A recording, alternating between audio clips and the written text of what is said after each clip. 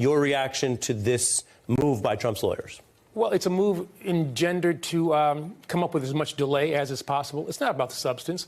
The D.C. Circuit basically shredded the opinion, the contentions of the Trump lawyers, really kind of gave it the back of the hand. And I think what is a really comprehensive and well-done opinion, my hope would be that the Supreme Court will look at the nature of what was raised, which I think is pretty frivolous, and the comprehensive nature of that opinion, and not take the case. But the purpose of the filing is simply to delay the proceedings. And so this is one of those times where the court could take the case, reject Donald Trump's entire arguments and theory of an autocratic presidency, but delay the thing so long that it would, as a practical matter, help him. Should the justices think about that sort of reverse outcome? I think so. I mean, you know, you can't look at it in a vacuum. I mean, say, well, maybe the Supreme Court should make a decision on a case that is of first impression, and I can understand that argument to some extent. On the other hand, if you look at the oral argument, if you look at the opinion that was written by the D.C. Circuit, you see that there is no substance to those claims. And if you have to do a bit of balancing here, I think on the part of the Supreme Court, making sure that the American people have a vital piece of information before them, and that is the guilt or innocence of a proposed president, that I think outweighs the notion of doing something that is of first impression. You say first impression. That's the idea that some arguments are so important because the Supreme Court hasn't ruled on them yet, and we all understand this is new because no other president's gotten himself indicted. No other president's ever said that I am totally above the law. We've had disputes about, you know, what's the reach of the civil law when it comes to a president. No president has ever said I'm above the criminal law. And the D.C. Circuit, in a very comprehensive opinion, kind of step by step, looked at all of the contentions that they raised and dismissed them. So I have a very legalistic question for you, but it's fitting. If you were teaching your Solicitor General, as you oversaw that department that talks to the Supreme Court, or a law student, where is the tension between first impression, you just explained why sometimes that means the court should take it, and dangerous, or what I call bananas arguments? The fact that the argument of first impression here is one we've never heard before is partly a demerit. No former president, even Nixon, claimed this level of powers. It was quite literally described as a license to kill.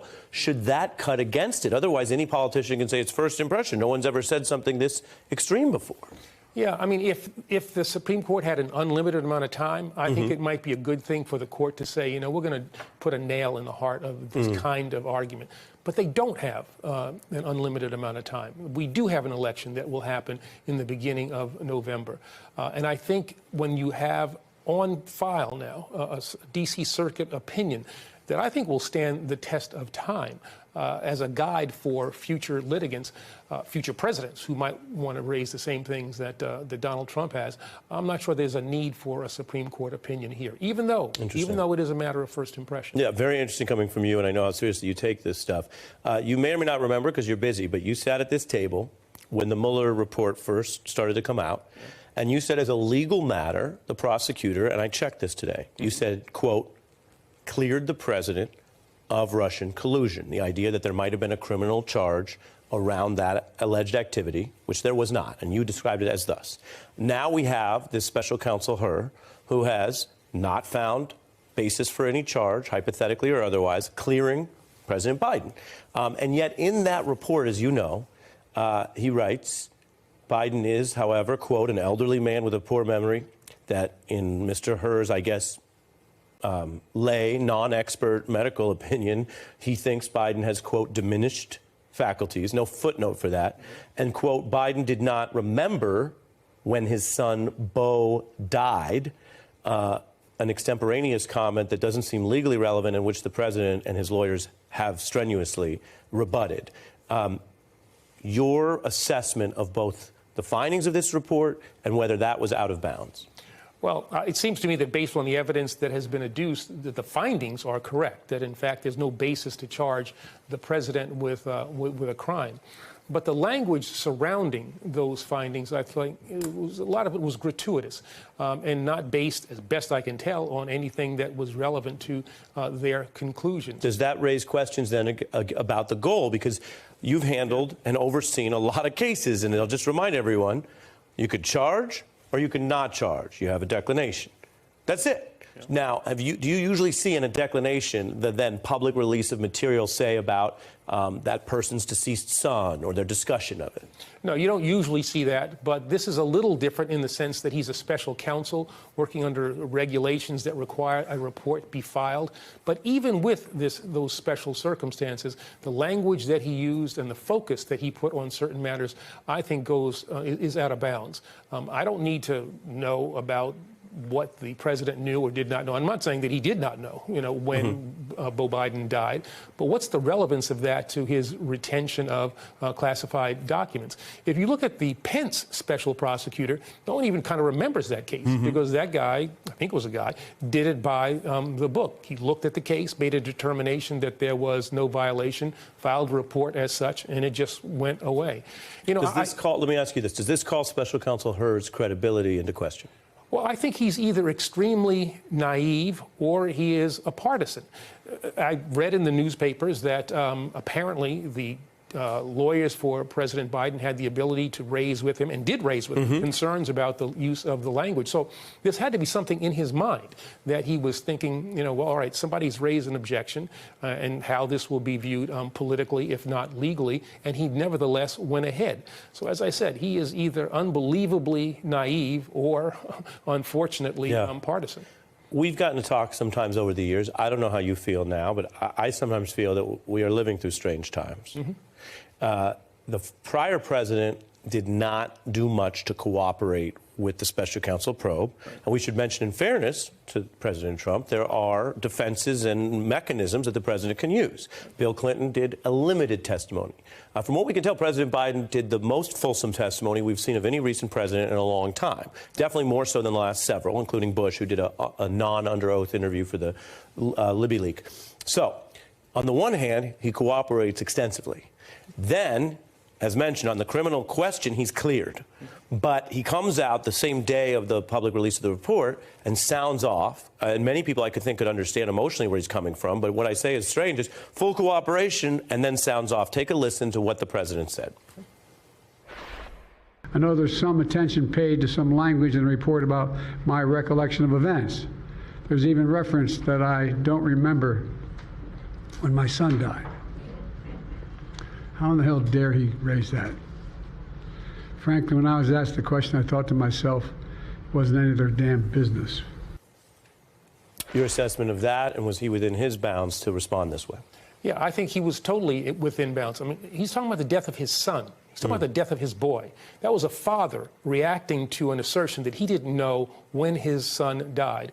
I'd be just as, and I'm going to say it, just as pissed off as he was if somebody said something like that to me.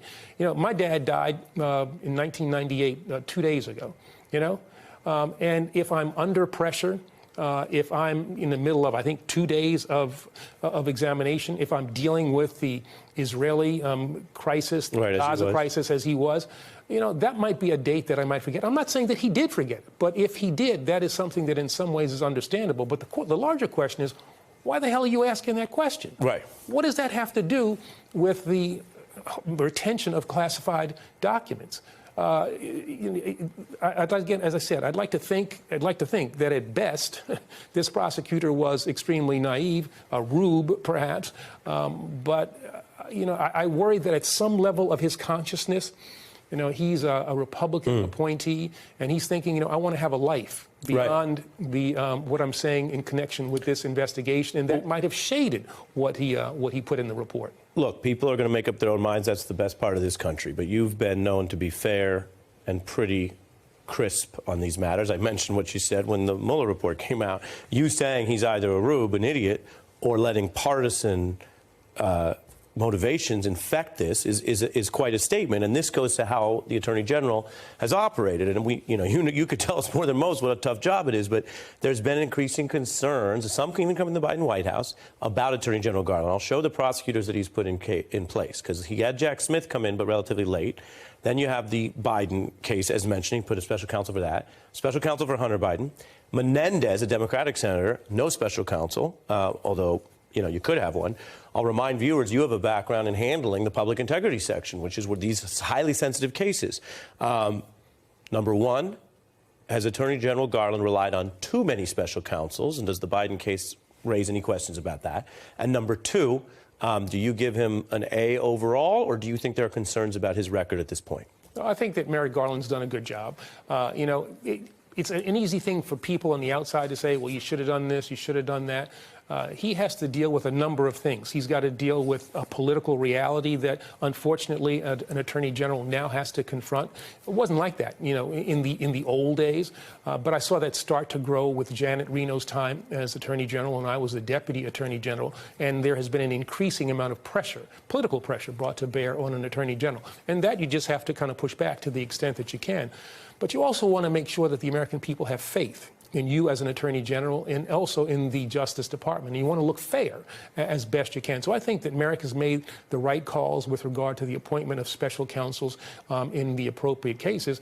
My hope would be that once these special counsels get this power, that they use it appropriately. And I don't think that Mr. Hur has.